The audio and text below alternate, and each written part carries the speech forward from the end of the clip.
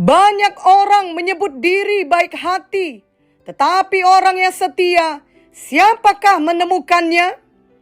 Amsal 20 ayat 6 berkata, banyak orang menyebut diri baik hati, tetapi orang yang setia, siapakah menemukannya? Sangat mudah untuk menyatakan diri sebagai orang yang setia kepada Tuhan ketika semua berjalan baik, sesuai dengan yang kita harapkan, atau seperti yang kita doakan. Namun kesetiaan sejati hanya dapat dibuktikan setelah mengalami berbagai ujian kehidupan yang menyakitkan.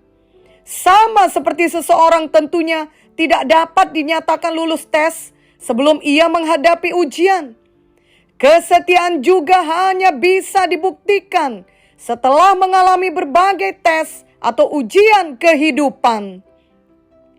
Seseorang dapat saja kehilangan seluruh tabungannya dalam satu momen, atau dapat kehilangan pekerjaannya, bahkan dapat kehilangan kesehatannya ketika ia menerima vonis dokter bahwa ia menderita suatu penyakit yang sangat parah. Ia dapat kehilangan banyak hal dalam hidupnya. Tetapi bila ia mau memilih menjadi orang yang setia kepada Tuhan, maka orang tersebut akan selalu dapat bangkit kembali, sebab ia tetap percaya kepada Tuhan dan tetap mau hidup takut akan Tuhan. Tentunya bukan berarti semua akan berjalan mudah baginya. Juga tidak berarti semuanya akan cepat berubah, sehingga dengan instan seluruh keadaannya langsung menjadi baik kembali. Justru biasanya orang tersebut akan melewati masa-masa yang tidak mudah, mungkin memakan waktu yang lama, apakah berbulan-bulan, bahkan mungkin bertahun-tahun, sebab semua membutuhkan proses.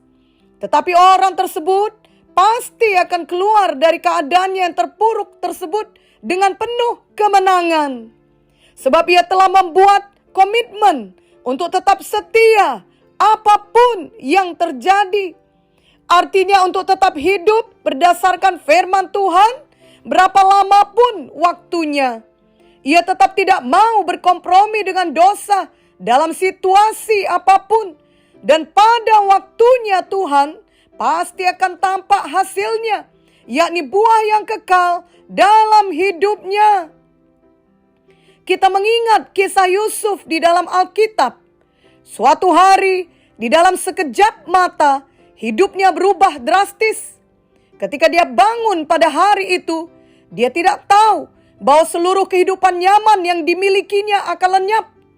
Dari seorang anak yang begitu disayang bapaknya, seorang yang memiliki masa depan yang cerah, itu semua hilang dalam sekejap, lenyap oleh kejahatan saudara-saudaranya yang iri hati kepadanya. Sekarang hal ini mungkin dapat digambarkan dari seseorang yang memiliki keluarga yang baik, pekerjaan yang baik, pelayanan yang baik, lalu dalam sekejap mata semuanya hilang. Yusuf dimasukkan ke sumur, ia berteriak minta dikasihani, tetapi tetap tidak ada yang bergeming untuk menolongnya. Justru mereka hendak membunuhnya. Mengetahui dirinya terperangkap, tidak berdaya, tidak dikasihi, justru dibenci dan hendak dibunuh. Tentunya itu bukan perasaan yang menyenangkan bagi Yusuf. Itu adalah perasaan yang sangat mencekam, menakutkan, dan penuh penderitaan. Saat-saat di dalam sumur bagi Yusuf adalah saat-saat yang sangat menyakitkan. Dan setelah itu pun, Yusuf terus mendapat banyak pengalaman buruk lainnya. Ia difitnah, ia dimasukkan ke dalam penjara, ia dilupakan oleh orang yang telah ditolongnya. Tetapi akhirnya Yusuf dapat menang, walau apapun kesulitan yang terjadi dalam kehidupannya. Itulah yang patut kita teladani.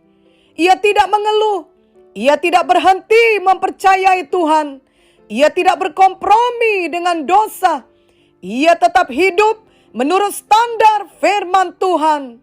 Yusuf tetap setia kepada Tuhan. Tuhan memiliki rencana yang indah atas hidup Yusuf. Dan Tuhan juga memiliki rencana yang indah bagi hidup kita masing-masing.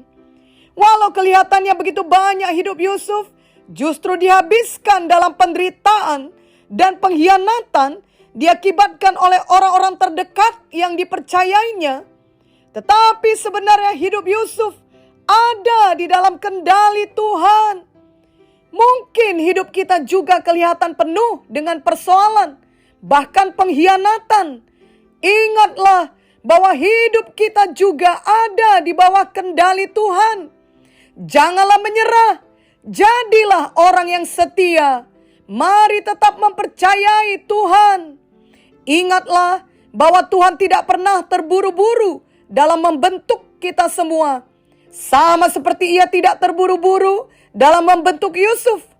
Ahli-ahli Alkitab berpendapat bahwa Yusuf berumur sekitar 17 tahun ketika saudara-saudaranya hendak membunuh dia dan memasukkan dia ke sumur.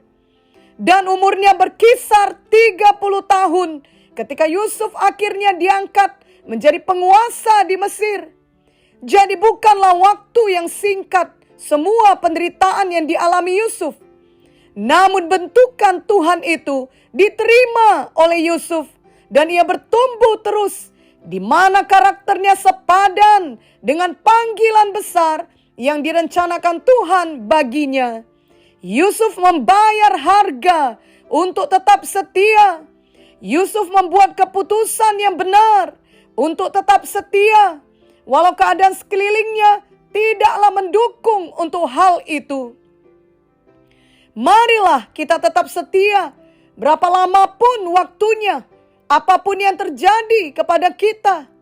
Kita mengingat beberapa contoh lainnya, misalnya dibutuhkan waktu 120 tahun untuk mempersiapkan Nuh ketika ia membangun bahtera dalam menghadapi air bah.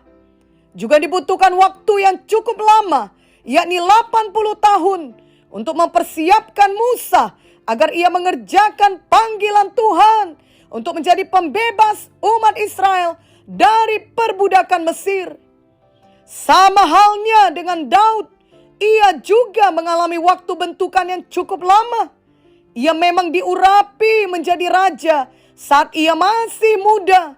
Namun setelah itu Daud harus mengalami tahun-tahun yang penuh dengan penderitaan. Ia terus dikejar-kejar oleh Saul untuk dibunuh. Sampai kemudian akhirnya ia berhasil menjadi raja. Dan terutama ia menjadi seorang yang berkenan di hati Tuhan. Kita juga mengingat Paulus di dalam perjanjian baru yang sebelumnya bernama Saulus. Ia dipanggil Tuhan untuk menjadi rasul. Namun ia terlebih dahulu harus menyendiri ke tanah Arab selama sekitar 3 tahun. Dari semua contoh ini, kita mengerti bahwa kesetiaan harus dibuktikan, harus menjalani proses waktu, harus lulus ujian kehidupan. Seorang yang setia kepada Tuhan ialah orang yang benar-benar berurat berakar di dalam firman Tuhan. Ia akan tetap mempraktekkan firman Tuhan dalam segala situasi. Yusuf tidak melupakan Tuhan, apalagi meninggalkan Tuhan ketika ia menghadapi berbagai situasi yang menyakitkan dalam kehidupannya. Sadra, Mesah, Abednego juga tidak meninggalkan Tuhan, walau mereka diancam akan masuk dalam dapur perapian.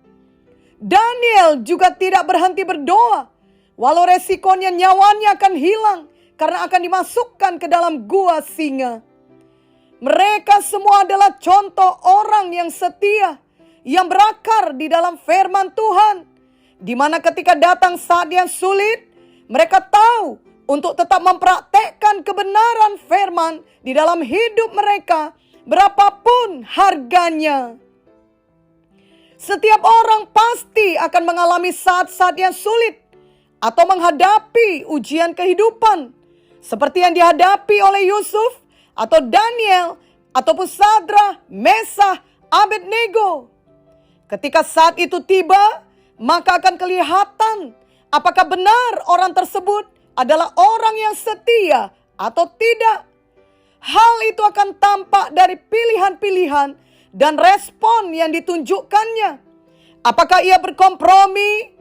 Apakah ia memilih jalan pintas yang mudah, yang seturut dengan kehendak daging, membuat alasan-alasan, menyalahkan orang lain, atau menyalahkan keadaan, atau bahkan menyalahkan Tuhan?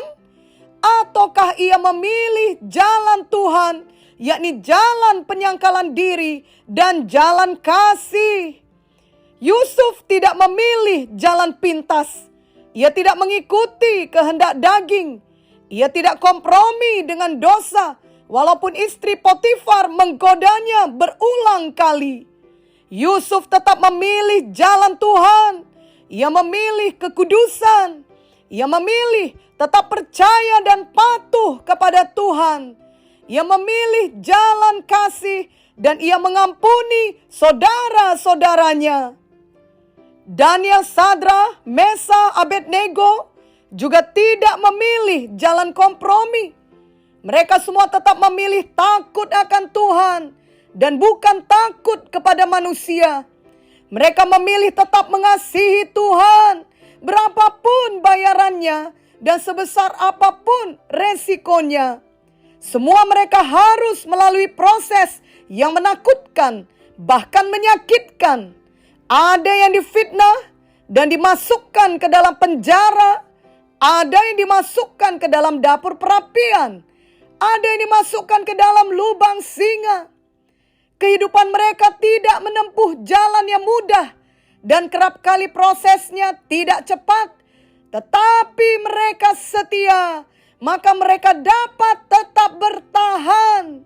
Mereka tetap hidup di dalam jalan kasih, jalan kepatuhan, dan jalan iman. Biarlah kita meneladani hal ini.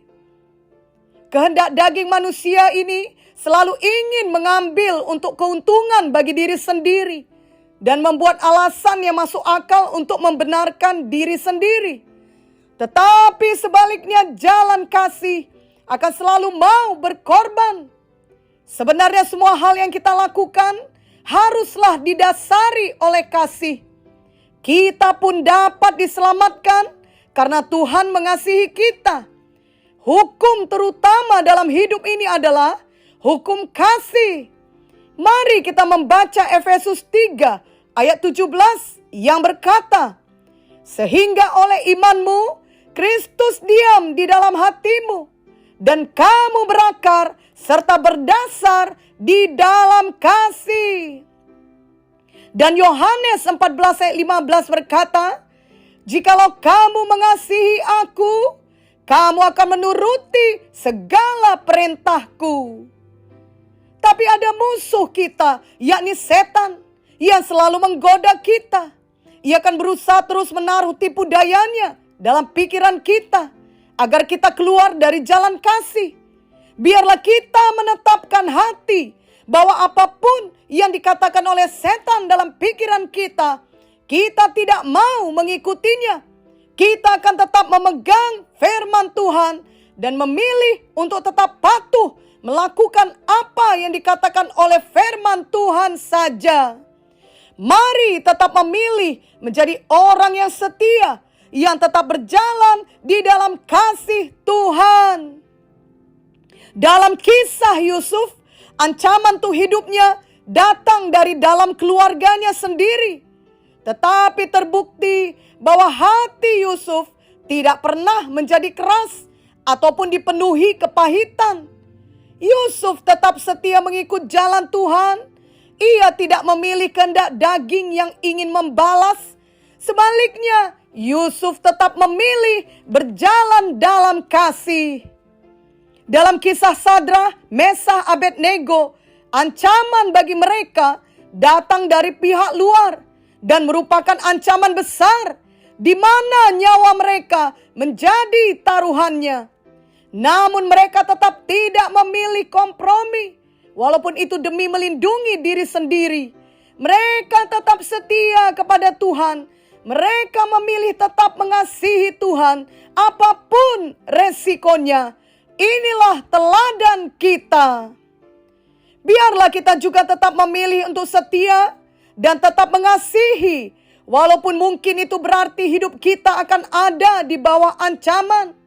Apakah itu ancaman dalam pekerjaan, ancaman dalam pelayanan, ancaman untuk masa depan, ataupun ancaman apa saja, seperti yang dialami Yusuf maupun oleh Sadrak, Mesakh, Abednego. Ingatlah bahwa Tuhan Yesus yang menyertai kita lebih besar dari semua ancaman itu. Bila kita ada dalam kehendak Tuhan, kita akan selalu aman dan dilindungi Tuhan.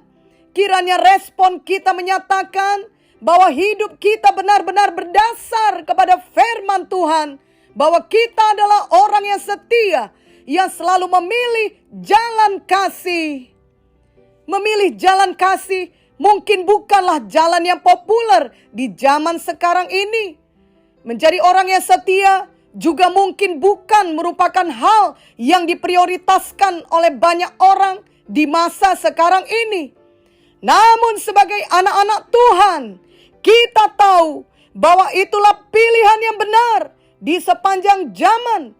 Sehingga itulah juga yang kita pilih setiap hari. Matius 7 ayat 13 sampai 14 berkata, "Masuklah melalui pintu yang sesak itu, karena lebarlah pintu dan luaslah jalan yang menuju kepada kebinasaan, dan banyak orang yang masuk melaluinya. Karena sesaklah pintu dan sempitlah jalan yang menuju kepada kehidupan, dan sedikit orang yang mendapatinya." Yusuf memilih jalan sempit. Ia memilih jalan kesetiaan, jalan kekudusan, jalan kasih. Kita tahu pada akhirnya Yusuf menggenapi panggilan Tuhan yang luar biasa. Ia bukan saja menyelamatkan Mesir, tetapi ia menyelamatkan seluruh dunia yang dilanda kelaparan, termasuk seluruh keluarganya. Demikian juga Sadrak, Mesakh, Abednego. Mereka memilih jalan yang tidak populer, jalan yang membahayakan. Namun itulah yang benar. Dan pada akhirnya Raja Nebukadnezar pun mengakui Tuhan yang mereka sembah adalah Tuhan yang hidup, yang telah melepaskan mereka. Jadi selalu ada berkat besar bila kita memilih mau bertumbuh menjadi orang yang setia, yang tetap berjalan dalam kasih. Setiap kali kita tetap melakukan firman Tuhan pada saat-saat yang paling sulit, Tuhan pasti akan memberikan tuaian. Tetaplah menabur di dalam kesetiaan. Kelak kita akan menuai hasil dari kesetiaan kita tersebut. Galatia 6 ayat 7 berkata, "Jangan sesat, Allah tidak membiarkan dirinya dipermainkan. Karena apa yang ditabur orang, itu juga yang akan dituainya." Dan Mazmur 126 ayat 5-6 berkata, "Orang-orang yang menabur dengan mencucurkan air mata akan menuai dengan bersorak-sorai. Orang yang berjalan maju dengan menangis sambil menabur benih pasti pulang dengan sorak-sorai sambil membawa berkas-berkasnya." Marilah kita memilih menjadi orang yang setia, sama seperti Tuhan Yesus setia. Amin.